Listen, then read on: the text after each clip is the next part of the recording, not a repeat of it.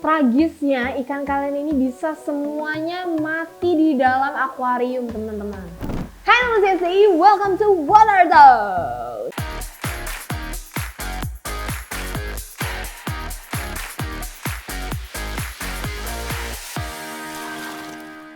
Siap, pada video kali ini aku bakal kasih informasi ke teman-teman CSDI lainnya nih yang pengen bikin atau nge-build up akuarium gitu kan. Pastinya para viewers SDI persentasenya lebih banyak viewers yang mengerti dengan hal-hal ikan gitu ya, yang suka akuarium, yang apalagi yang punya akuarium, teman-teman. Nah, pada video kali ini aku mau kasih tahu nih buat teman-teman CSDI yang belum pernah bikin akuarium, karena akuarium itu bikinnya nggak sekedar semerta-merta kita bikin akuarium biasa aja atau kayak gas jadi gitu, enggak. Cuma kita ini mau ngasih tahu kalau ada beberapa treatment atau step dulu sebelum kita melakukan pembangunan si akuariumnya ini gitu. Paling enggak bukan dipersiapin lah ya, paling enggak kalian ketahui dulu gitu.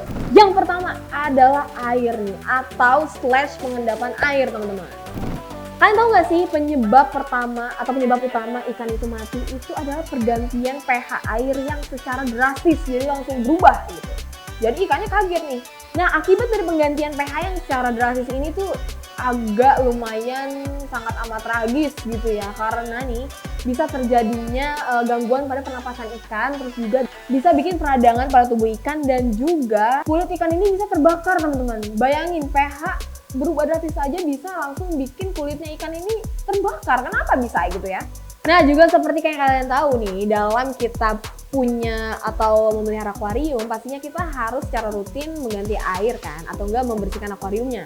Nah, jadi kalau misalnya teman CSDI ngisi akuariumnya ini menggunakan air pump atau air biasa yang ada di rumah kalian, seenggaknya teman CSDI ini harus mengendapkan atau mendiamkan airnya terlebih dahulu tanpa ada ikannya, biar kadar klornya ini tuh berkurang, teman-teman.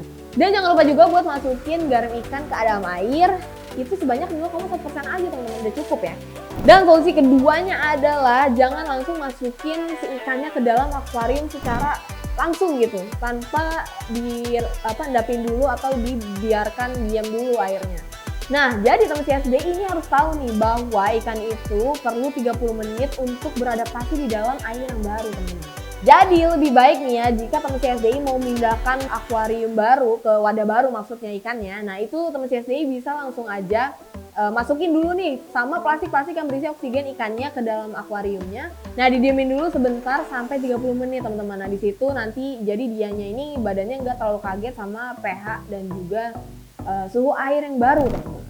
Yang kedua adalah cuci seluruh ingredients atau barang-barang apapun itu yang bakal masuk ke dalam si akuarium yang bakal kalian bangun ini.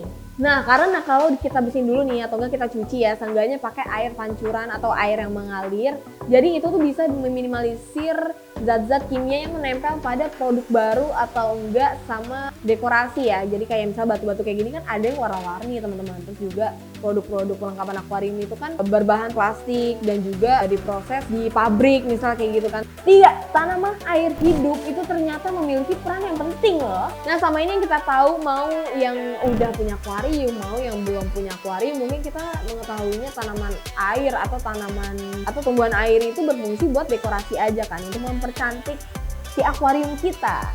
Tapi faktanya nggak cuma itu doang, teman-teman, karena fungsinya ini sangat amat berperan di dalam akuarium ini.